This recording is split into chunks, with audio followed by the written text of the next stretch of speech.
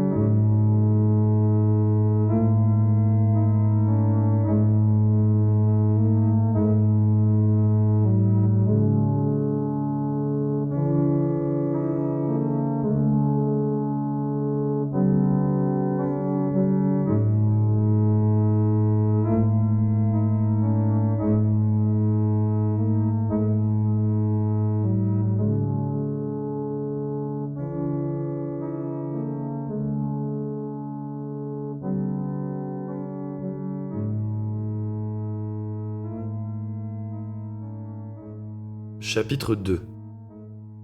Le prince parvenu affronte son cousin. « Comment trouves-tu ce bal, mon cousin » demanda Elric, qui savait parfaitement que le héros de ce mélodrame avait voulu le prendre au dépourvu et même l'humilier.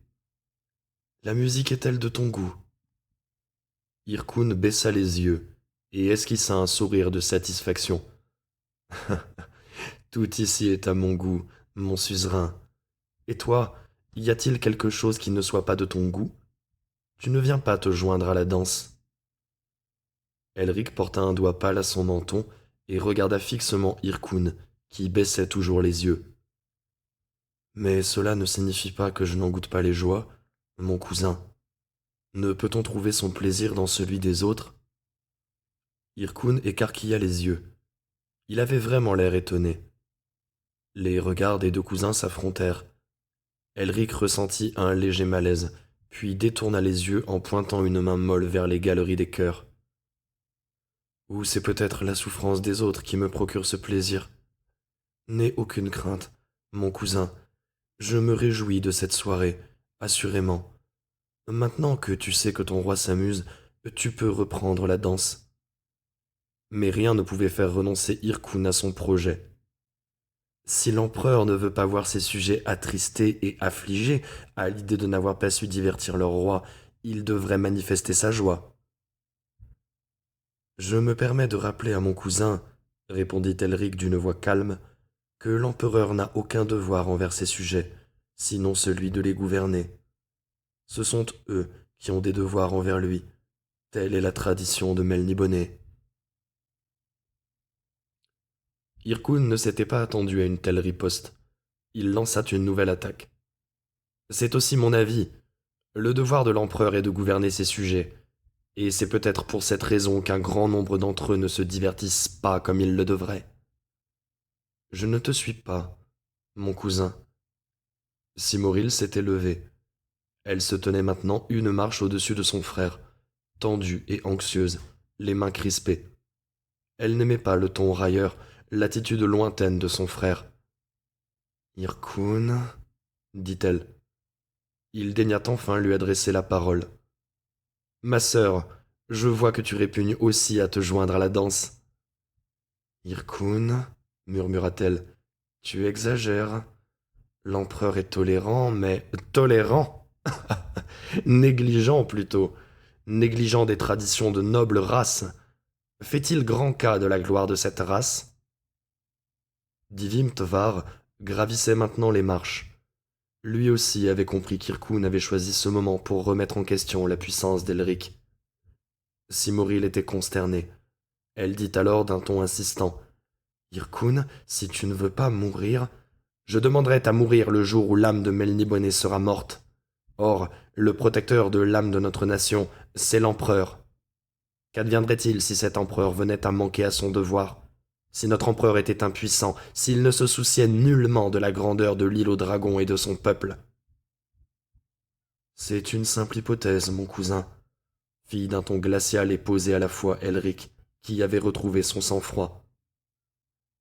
Nul n'a en effet vu un tel empereur sur le trône de Rubis, et nul ne le verra jamais. Divim Tvar arriva à la hauteur des deux antagonistes. Prince, si vous tenez à votre vie et à votre honneur, Elric leva la main. Inutile de vous interposer, dit Vim Tvar.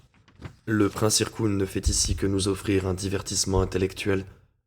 Il craignait que la musique et la danse ne m'ennuient, ce qui est faux d'ailleurs. Il s'est donc cru obligé de nous fournir la matière d'un divertissement plus excitant, certes. Je puis t'assurer que cet entretien fut des plus passionnants, prince Irkoun.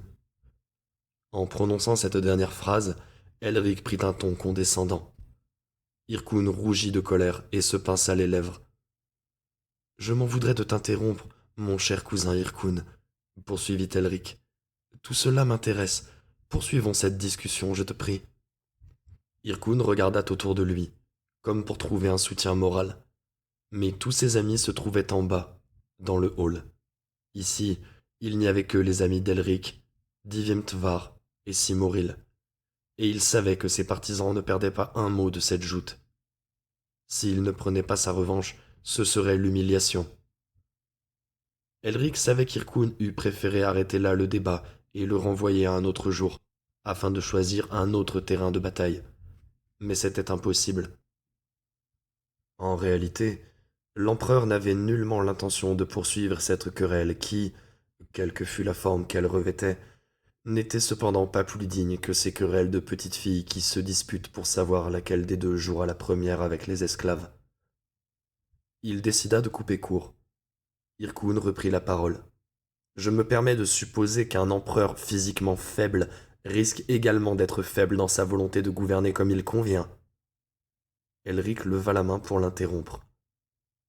Tu as assez parlé, mon cher cousin, plus qu'assez. Tu t'es astreint à cette discussion ennuyeuse alors que tu aurais préféré danser. Que tu aies pris cette peine me touche, mais maintenant cela m'ennuie aussi. Elric fit signe à son vieux serviteur Sagdos, qui se tenait à l'arrière du trône, parmi les soldats. Sagdos, ma cape. Elric se leva. Je te remercie encore pour tes délicates attentions, mon cousin.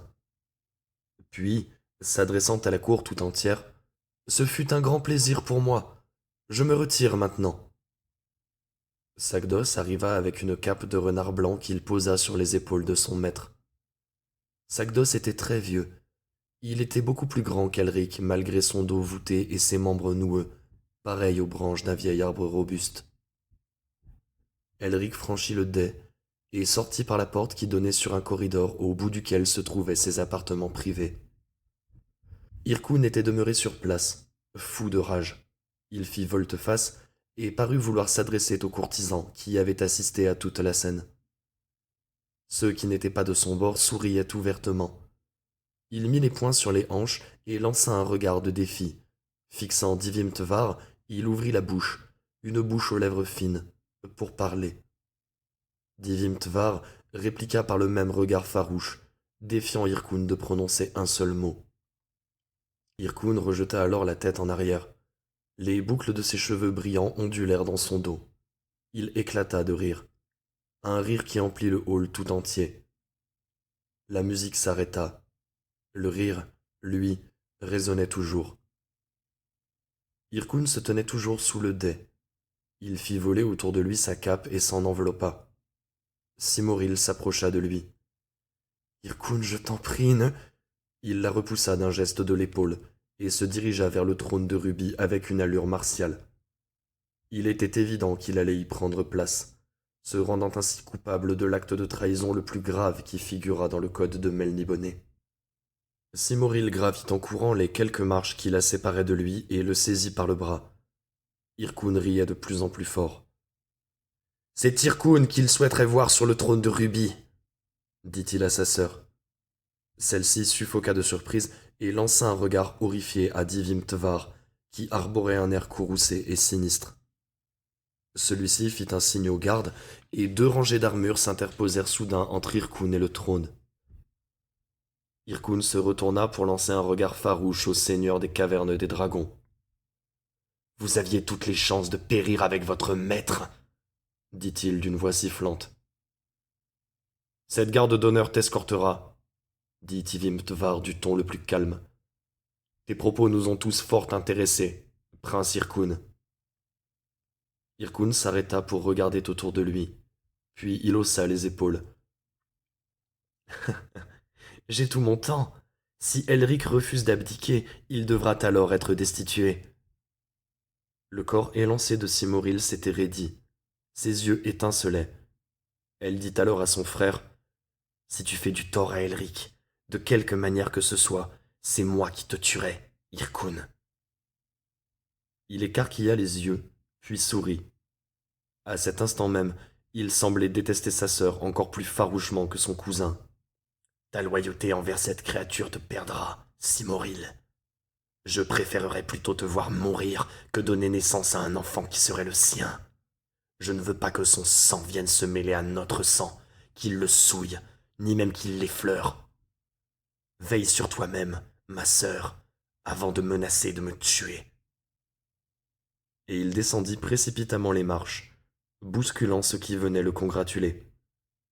Il savait qu'il avait perdu, et les murmures de ses adulateurs ne faisaient qu'augmenter son courroux. Les larges portes du hall se refermèrent avec fracas. Irkoun avait disparu.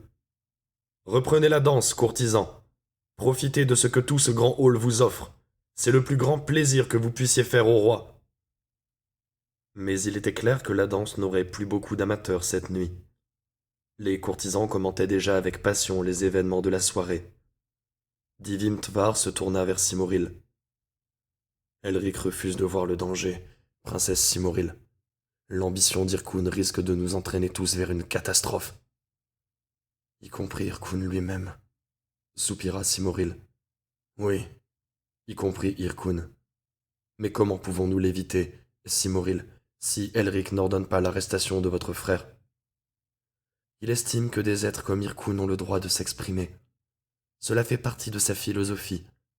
Je ne comprends pas très bien ce point de vue, mais il semble faire partie intégrante de son credo. En détruisant Irkoun, il détruit le fondement même de sa logique. C'est du moins ce qu'il a essayé de m'expliquer, Seigneur Dragon. » Divim Tvar soupira, puis fronça les sourcils. Il ne comprenait pas Elric, mais il lui arrivait de saisir le point de vue d'Irkoun, et c'est cela qui l'effrayait. Les motifs et les arguments d'Irkoun étaient simples.